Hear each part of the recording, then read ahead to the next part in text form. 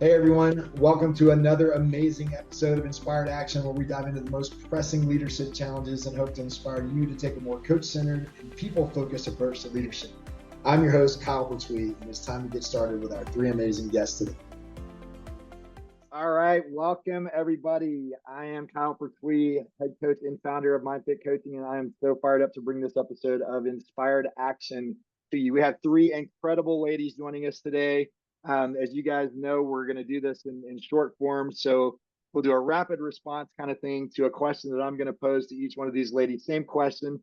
We'll listen to the perspective. We've got some really vast backgrounds here, which are exciting. So I'm going to jump right in. Today's question is, what role does self-reflection play in effective leadership? And so I'm going to start with MICHELE WALTER, who is the owner of Life from the Summit. She provides transition coaching and teaches mindfulness meditation. She is on a mission to really, I think, apply and use no-nonsense strategies and practices to help Gen Xers through big transitions and confidence, courage, etc. Prior to that, he spent about 20 years as an environmental attorney for the U.S. Department of Justice. So, MICHELE, thank you for making some time. What say you? What role does self-reflection play in effective leadership? Thanks, Kyle. I think potentially a huge role. And I believe that when we can take it from just being a cognitive executive function activity and learn how to deepen it a little bit more, that self-reflection can actually help us step into our ideal leader vision. And so I think there's three things that sort of get missed when people are treating self-reflection from a more cognitive basis. And so those three things can help us deepen the practice of self-reflection.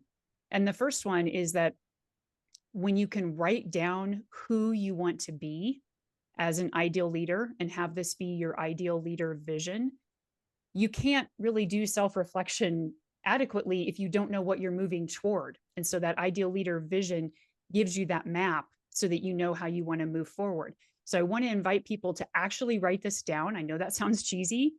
And when you can write it down as detailed as possible, what time do you want to wake up every day? How would you do your morning routine? How would you actually move through your day, think, act, behave?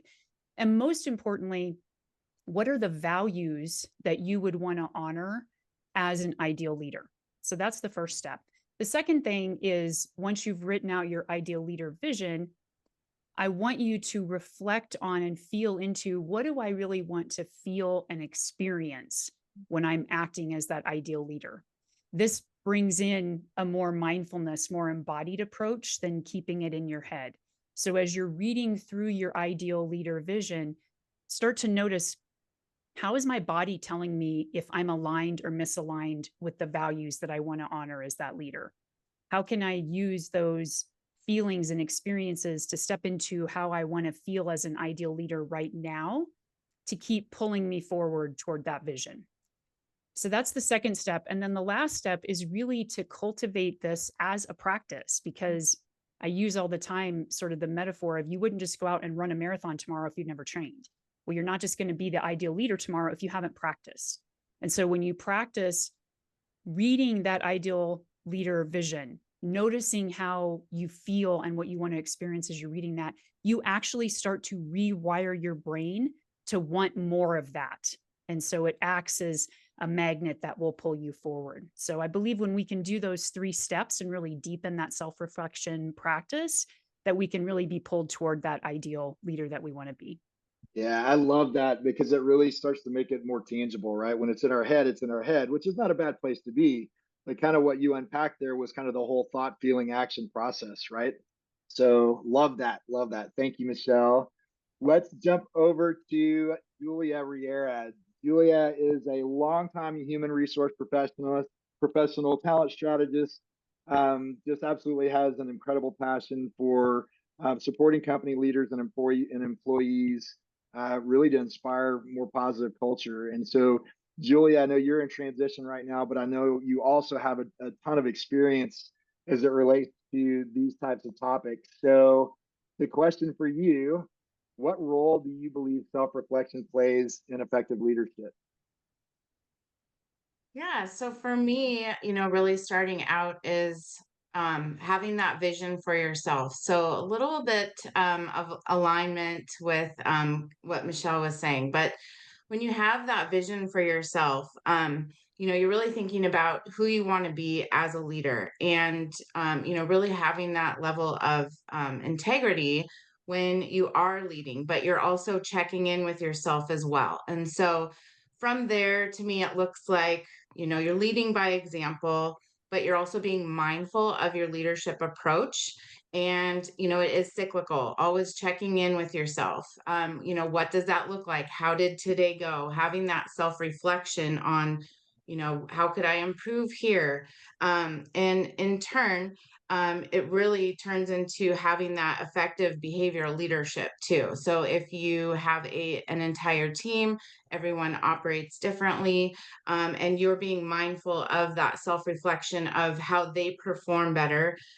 Really what that does is you're directing all types of reactions towards interactions, and in turn it creates a more healthy, organic, creative atmosphere. So in turn, productivity for the business, and aligning with the business strategy. And so each of those is really a chain effect or a domino effect, if you will.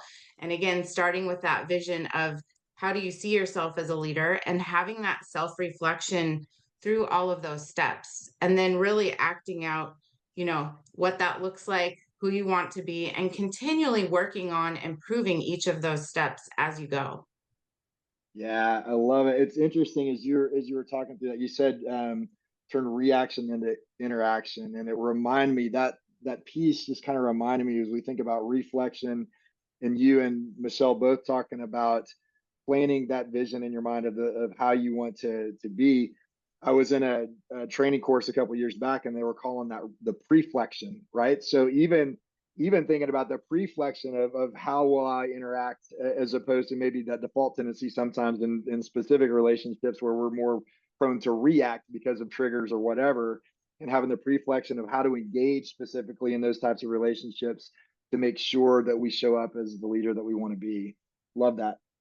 Okay, Julia, thank you. Let's move on over to Beth Jones, founder and creator of Empowered Survivors. I think you can still see that in the background. Best-selling author of a book by the same name, and she is on a very driven personal mission to help other survivors of trauma and abuse heal.